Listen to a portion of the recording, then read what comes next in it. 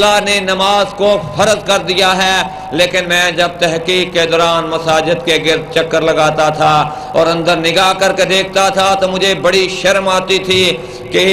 2 کنال کی جگہ پر بنی ہوئی مسجد ہے اور اندر 2 صفیں نمازیوں کی نظر نہیں آتی، چھوٹی سے چھوٹی مسجد ہے تو 2 نہیں تو 3 صفیں نمازیوں کی نظر آتی ہیں، باقی اللہ کا گھر ویران نظر آتا تھا۔ تو آج میں ان مسلمانوں سے یہ سوال کرتا ہوں اور ان سے کہتا ہوں کہ کیا یہ بات لمحہ فکریہ نہیں ہے کہ ہر شخص یہ بات تو اپنی زبان سے ادا کرتا ہے کہ الحمدللہ میں مسلمان ہوں، لیکن اللہ کے نبی کی اس بات کو بھولے بیٹھا ہے، جو کہ 50 سے بار بار اللہ کے سامنے درخواست کرنے کے بعد 5 اوقات کی نماز میرے لیے اور ہم سب کے لیے فرض کر دی گئی۔ تو اگر ہمارے پاس 5 اوقات کی نماز فرض جو کہ 17 رکعت نماز فرض بنتی ہے، اس کے لیے زیادہ سے زیادہ نماز فرض 17 رکعت ادا کرنے کے لیے آدھا گھنٹہ ہوتا ہے، اور اگر ہمارے پاس آدھے گھنٹے کا وقت بھی اپنے اللہ کے لیے نہیں ہے تو ہم کس زبان سے کہتے ہیں کہ الحمدللہ میں مسلمان ہوں؟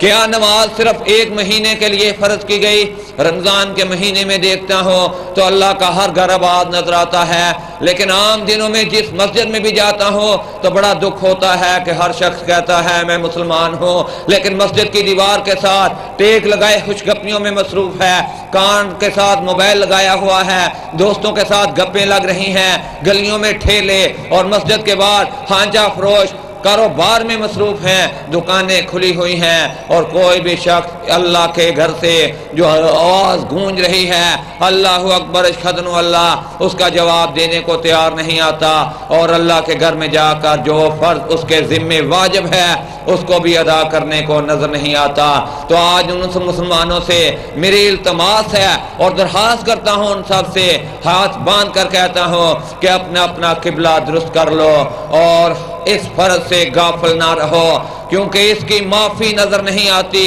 کیونکہ نماز فرض کی معافی کہیں بھی نظر نہیں آتی۔ اگر میرے اللہ کی رحمت جوش میں آ جائے تو وہ معاف کر دے تو میں کچھ کہہ نہیں سکتا، لیکن میری تحقیق بتاتی ہے کہ نماز فرض کی معافی نہیں ہے۔ اس سے پہلے اگر آپ اس فرض سے غافل تھے اور دنیاوی فرائض اپنے ذمے لیے ہوئے ہیں کہ بچے اسکول ٹائم پہ چھوڑنا میرا فرض ہے، کاروبار وقت پہ شروع کرنا میرا فرض ہے، اور فیکٹری وقت پہ پہنچنا اور واپس گھر آنا میرا فرض ہے، بچوں کو پڑھانا میرا فرض ہے، دنیا کے تمام کاموں کو فریضے کے طور پر ذمہ لیا ہے، تو اللہ کے فریضے سے کیوں غافل ہو؟ آج اپنے اللہ سے وعدہ کر لو کہ اے اللہ اس سے پہلے میں اس بات سے غافل تھا، لیکن آنے والے وقت میں تیرے اس فریضے سے غافل نہ رہوں گا۔ جب آپ اپنے اللہ سے وعدہ کر لیں گے تو یہ ناممکن ہے کہ اللہ معاف کرنے والا ہے اور اللہ معاف نہ کرے۔ اللہ غفور و رحیم ہے اور وہ انسان کی ہر کمی کو معاف کرنے کو تیار رہتا ہے۔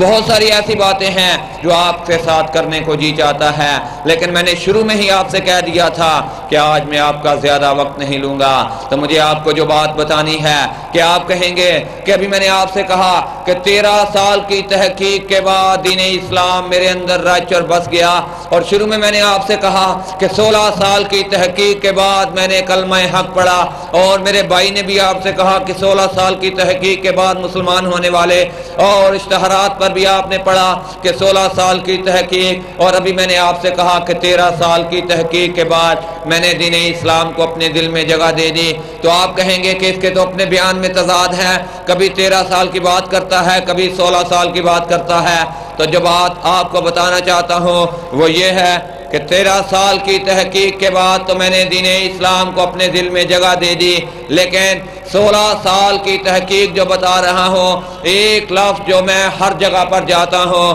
تو کہا کرتا ہوں وہ یہ ہے کہ 13 سال کی تحقیق کے بعد تو میں نے دین اسلام کو دل میں جگہ دی، لیکن بڑے دکھ کے ساتھ یہ الفاظ جہاں بھی جاتا ہوں یہ مجھے کہنے پڑتے ہیں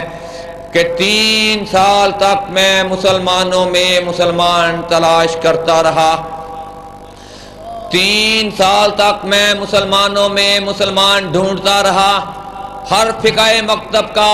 شخص یہی کہتا تھا کہ میں حق پر مبنی ہوں، تم میرے پیچھے کلمہ حق پڑھ کر لبیک کہہ دو۔ 13 سال کی تحقیق کے بعد میں نے اللہ کے قرآن لیکن 3 سال تک میں ان ساتھیوں کو تلاش کرتا رہا جو کہ اللہ کے قرآن اور نبی کے فرمان کے قریب ترین چل رہے ہوں۔ تمام مسالک کے علماء کرام کے پاس گیا، جہاں بھی جاتا تھا ہر ایک دنیاوی آسائشیں دکھاتا تھا اور کہتا تھا کہ میرے پیچھے آ جاؤ، میری جماعت جو ہے وہ حق پر مبنی کام کرتی ہے، میرے پیچھے آؤ گے تو وہ تمام دینی کمیاں جو ہیں جاتی رہیں گی۔ لیکن میں نے جس اللہ کے قرآن اور نبی کے فرمان کو پڑھا تھا وہ مجھے اس کے قریب نظر نہیں آتے تھے، اور جو میں نے تحقیق کے دوران ان کی باتیں پڑھی ہوئی تھیں، چند واقعات ان کے سامنے مباحثے کے طور پر اور بحث کے طور پر ان کے سامنے لے کر بیٹھ جاتا تھا۔ میں سب سے پہلے علماء حنفی اور بریلوی کے پاس گیا اور 14 مہینے تک ان کی صحبت میں بیٹھتا رہا اور سیکھنے کی کوشش کرتا رہا۔ ایک شام میں ان کے ساتھ بیٹھا ہوا تھا اور ان کے ساتھ علماء کرام ساتھ بیٹھے تھے، تو ان کے ساتھ جب میں بیٹھا تھا تو میں نے ان سے ایک سوال کر دیا اور میں نے انہیں کہا کہ فتاوی رضویہ جلد نمبر 26 صفحہ نمبر 415 پہ علامہ احمد رضا شاہ بریلوی صاحب ایک مضمون پر بحث کر رہے ہیں، مجھے اس سوال کا جواب دیجئے جو کہ فتاوی رضویہ رضا فاؤنڈیشن لاہور سے شائع ہونے والی کتاب جلد نمبر 26 صفحہ نمبر 415 پہ علامہ احمد رضا شاہ بریلوی ایک مضمون پر بحث کرتے ہوئے کہہ رہے ہیں کہ آپ صلی اللہ علیہ وسلم کے میلاد کا دن جو ہے وہ 9، 10 اور 11 ربیع الاول میں سے کوئی ایک دن ہے، اور 3 دفعہ وہ اس بات کو صفحہ نمبر 415 پہ دہرا رہے ہیں کہ آپ صلی اللہ علیہ وسلم کے میلاد کا دن جو ہے وہ 9، 10 اور 11 ربیع الاول میں سے کوئی ایک دن ہے، اور صفحہ نمبر 419 فتاوی رضویہ جلد نمبر 26 پر میں وہ 2 دفعہ اس بات کو دہرا رہے ہیں کہ آپ صلی اللہ علیہ وسلم کے وصال کا دن جو ہے وہ 12 ربیع الاول ہے۔ تو میں نے ان کے علماء سے یہ بات کہی کہ میں نے اس کتاب میں یہ بات پڑھی ہے فتاوی رضویہ میں جو صفحہ نمبر 415 پہ علامہ احمد رضا شاہ بریلوی 9، 10 اور 11 ربیع الاول کا ذکر کر رہے ہیں،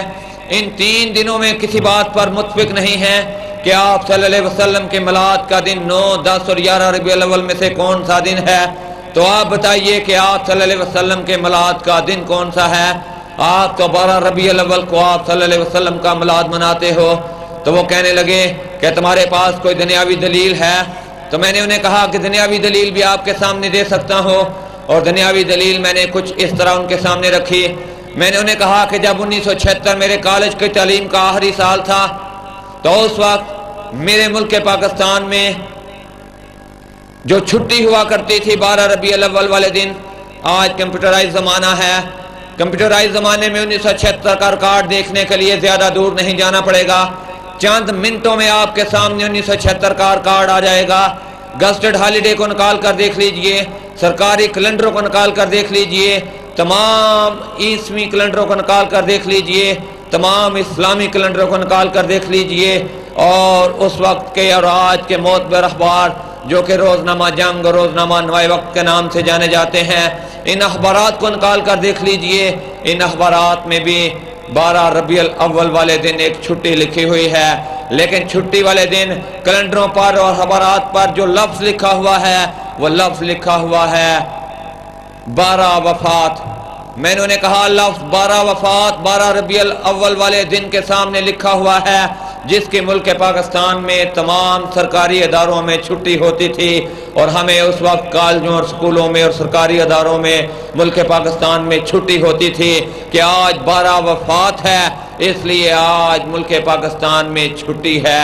تو وہ کہنے لگے کہ واقعی اس وقت 12 وفات کی چھٹی تھی۔ تو میں نے انہیں کہا کہ 1977 میں جنرل محمد ضیاء الحق نے ملک پاکستان کا چارج سنبھالا، اور اس کے بعد انہوں نے ملک پاکستان میں عید میلاد کا تعارف جو ہے کروا دیا، اور آج ملک پاکستان میں جس جوش و جذبے کے ساتھ اور جس جوش و خروش کے ساتھ عید میلاد منائی جاتی ہے، ہر گلی کو سجایا جاتا ہے، ہر گھر کو سجایا جاتا ہے، ہر بازار کو سجایا جاتا ہے، ہر بلند عمارت کو سجایا جاتا ہے، تو میں نے ان سے کہا